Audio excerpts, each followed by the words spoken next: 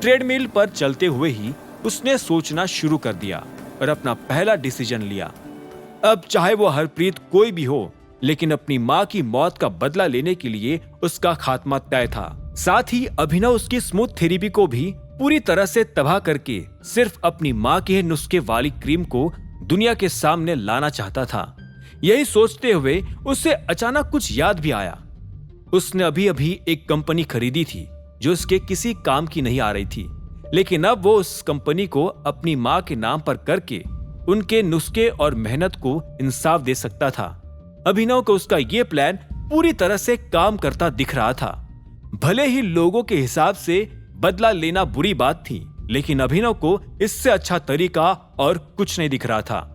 थोड़ी और light exercise करके अभिनव जिम से बाहर आ गया और अब उसे काफी रिलैक्स भी महसूस हो रहा था। डॉन को फोन करके वो अपनी गाड़ी भी जिम मंगवा चुका था और अब वो जाकर सीधा भारती से बात करना चाहता था, क्योंकि अभिनव के पास ना तो भारती का एड्रेस और ना ही उसका फोन नंबर था।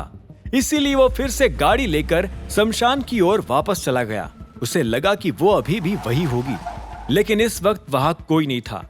अभिनव इधर उधर घूमते हुए फिर से उस जगह पर चला गया जहां भारती और वो बैठे थे।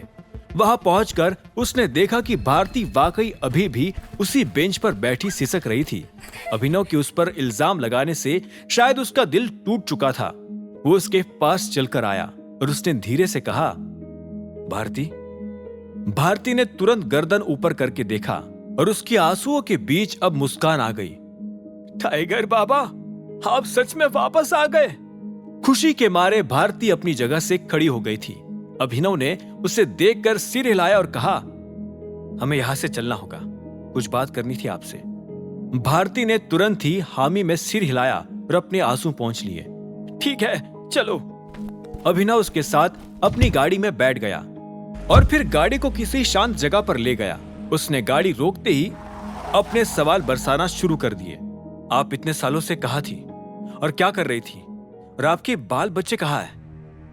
अभिनव उसका हाल देखकर यह भी पूछना चाहता था कि वो भिखारियों जैसे क्यों रह रही थी, पर उसे लगा कि शायद ये बात भारती को चुभ सकती थी।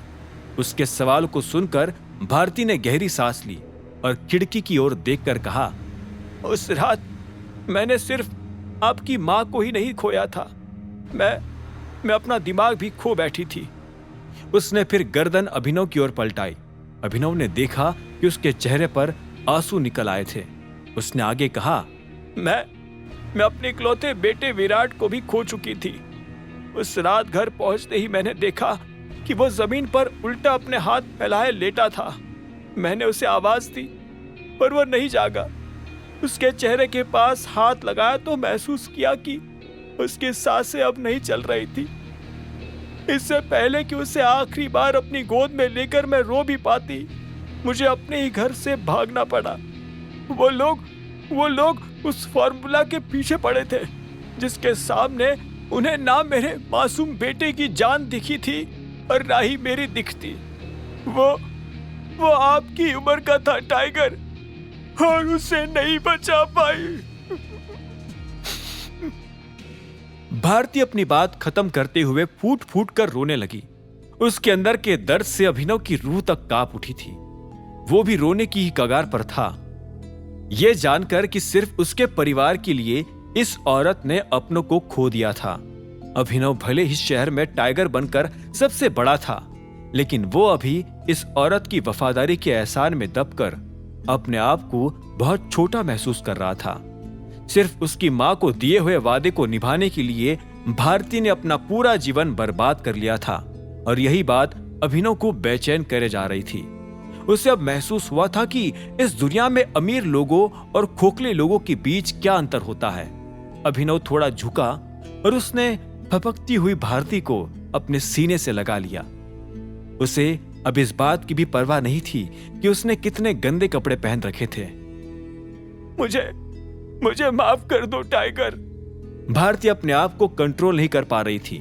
अभिनव की भी आंखें भर आई और उसने उसका सिर थपथपाते हुए धीरे से कहा, माफी तो मुझे मांगनी चाहिए।